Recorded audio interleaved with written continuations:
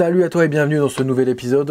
Aujourd'hui, on va faire un récap YouTube 2024. D'habitude, j'ai plus tendance à vouloir faire ça en fin d'année, en fin d'année scolaire. Sauf que là, j'avais envie de faire ça maintenant parce que je trouve que c'était le bon moment. J'ai pris pas mal de retard sur pas mal de vidéos et j'avais envie de faire ça maintenant. Donc, on va faire ça tout de suite. Hein. Allez, on va pas se prendre la tête. C'est parti. Donc cette année 2024, j'ai mes petites notes ici, j'essaierai de te mettre des petites photos en attendant, des petites incrustations, je sais pas trop ce que je vais faire en fait au montage, mais je vais essayer de faire des trucs un peu pour changer un peu, puis pour un peu meubler, plutôt que voir que ma grosse tête comme ça. Donc cette année en 2024, j'ai fait 32 vidéos, tournées, mises en ligne, même j'ai tourné plus de vidéos, mais en tout cas il y a 32 vidéos qui ont été mises en ligne pour 2024, et 2 shorts, je me suis essayé aux shorts, je suis pas sûr que ça ait eu un énorme impact, mais bon j'ai essayé. J'ai eu 61 000 vues, 61 000 vues, ce qui est plutôt pas mal je trouve en fait, hein. Je me rends pas trop compte en fait de la portée des chiffres, ça peut paraître toujours un peu bizarre de parler de chiffres comme ça et un peu vague, mais en fait ça m'a l'air pas mal en tout cas pour moi, c'est assez impressionnant. Les vidéos les plus regardées en 2024 en premier, j'ai fait un peu le top 5, j'ai pris le top 5 des vidéos les plus regardées sur ma chaîne pour 2024, donc le 5e c'est la review du Nikon D300 que j'ai encore, parce que du coup comme je t'avais dit dans une précédente vidéo, je l'avais envoyé à MPB, ils l'ont pas repris donc je l'ai encore. C'est la 5e vidéo la plus vue en 2024. La vidéo numéro 4 qui est la plus vue, c'est la review du Panasonic GX9, que lui j'ai dû revendre pour pouvoir me payer un objectif sur le Fujifilm X-T3 qui est en train de me filmer actuellement. Je t'avais dit que je voulais le garder parce que j'aimais beaucoup sa qualité pendant que je filmais, mais malheureusement j'ai dû m'en séparer, pas très grave. La 3e vidéo donc qui est dans le top, c'est la vidéo J'arrête Nikon, qui a fait beaucoup de vues assez rapidement. Je pense qu'il y a beaucoup de gens qui sont inquiétés, hein. Je sais pas, parce que bon, il y a eu des commentaires un peu rigolos. Bon, voilà, cette vidéo arrive 3e, je sais pas trop pourquoi, mais bon, je pense que c'est plus le titre ou un truc comme ça, je sais pas trop. Les gens se sont sentis très concernés. Ensuite, la vidéo qui arrive 2e sur l'année 2024, c'est la review donc du petit appareil photo style jetable numérique, le Camp Snap, qui a fait donc pas mal aussi parler, parce que je pense que c'est un appareil photo que les gens recherchent pas mal en ce moment. En tout cas, je l'explique comme ça. Et la première vidéo la plus vue cette année en 2024, c'est la review du sac photo Decathlon. Là aussi, pareil, je pense qu'à mon avis, c'est parce que les gens recherchent beaucoup. Donc je constate que les gens aiment beaucoup, en tout cas les reviews, et pourtant c'est un truc que je pensais pas trop en fait, que ça allait marcher. C'est des vidéos en fait qui me prennent pas trop la tête à faire, parce que c'est assez simple à faire. C'est généralement je fais des reviews sur des trucs que je connais, donc tu vois, c'est assez marrant que ce sont des vidéos qui fonctionnent bien. C'est assez intéressant, donc bon, écoute, pourquoi pas. Et bien, je pense qu'on va continuer comme ça sur 2025. Ça me donne un petit peu un avis en fait et un peu une idée sur ce qu'il faut que je continue ou pas pour cette année. Et je pense qu'à mon avis, on va continuer sur ce type de vidéo parce que ça a l'air de marcher. Je vais continuer un peu dans les stats parce que j'ai jamais l'habitude de me mettre dans les stats, mais là j'avais envie vraiment pour cette année de me mettre un peu plus dans les stats. Et du coup, la parité sur ma chaîne n'est pas du tout là en termes de viewers. J'ai 91% d'hommes qui regardent les vidéos et 8% de femmes. Je sais pas trop pourquoi. Est-ce que du coup il y a beaucoup moins de femmes photographes? Est-ce que les femmes photographes sont plus intéressées par d'autres femmes photographes? Je sais pas du tout en fait pourquoi. Si tu peux marquer toi ton retour en commentaire si tu sais pourquoi il y a autant de disparités, ça m'intéresse, parce que peut-être que ce type de contenu, peut-être plus matos, intéresse moins une certaine partie des photographes, alors je sais pas trop en fait, j'ai un peu du mal à savoir. Ensuite pour la tranche d'âge, donc la tranche d'âge majoritaire c'est le 25-35 ans. Donc bon, c'est à peu près ma tranche d'âge, bien que là je suis passé au-dessus, la tranche au-dessus moi personnellement.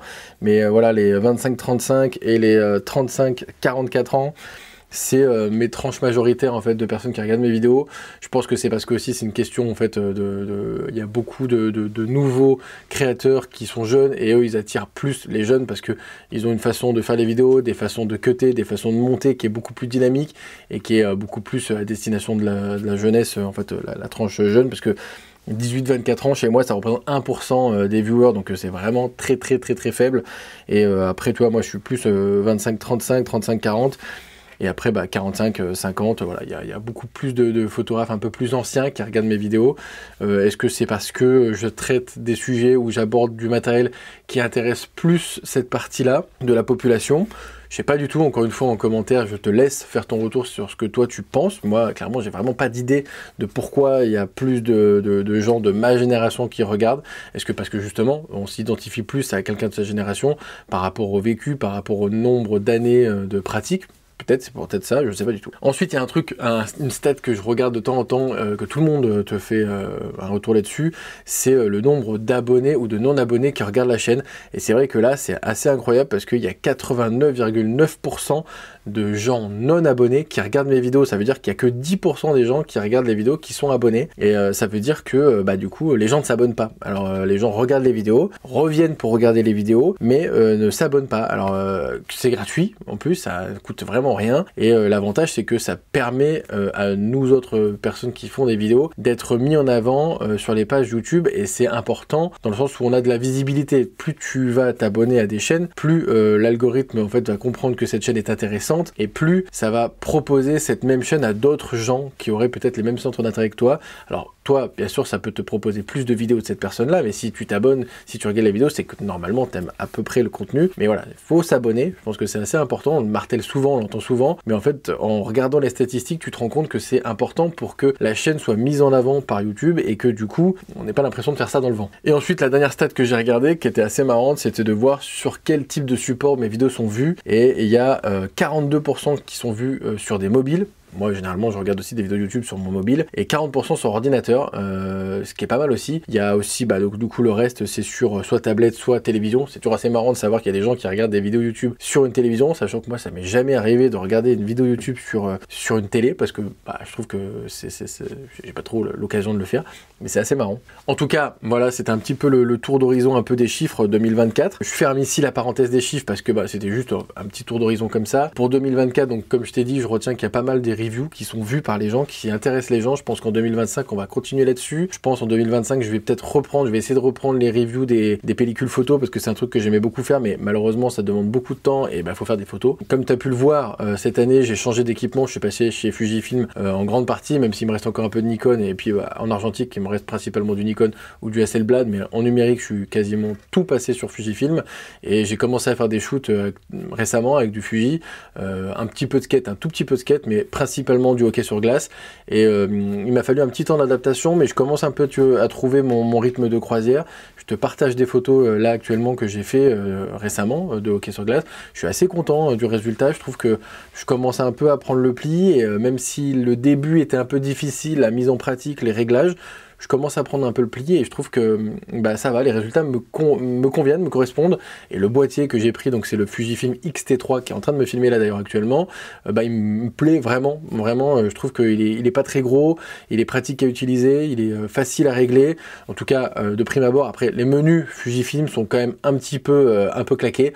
Je t'avoue que les menus Nikon me manquent un peu, c'est un petit peu difficile de naviguer pour moi chez Fuji, mais bon, on s'y fait petit à petit. Mais par contre, l'ergonomie, le côté APS-C, tout ça, ça m'aide énormément, surtout en photographie de sport, où là j'ai acheté récemment, donc c'est pour ça que j'ai vendu pas mal de matériel. J'ai acheté un 50-140 qui est vraiment une pépite, qui ouvre à 2.8 et qui est vraiment très cool pour la photo de sport, et vraiment j'adore. Et du coup, je me fais vraiment plaisir. Je vais faire plus de photos de sport variés en 2025, donc le hockey sur glace principalement. Je vais essayer de faire du football américain.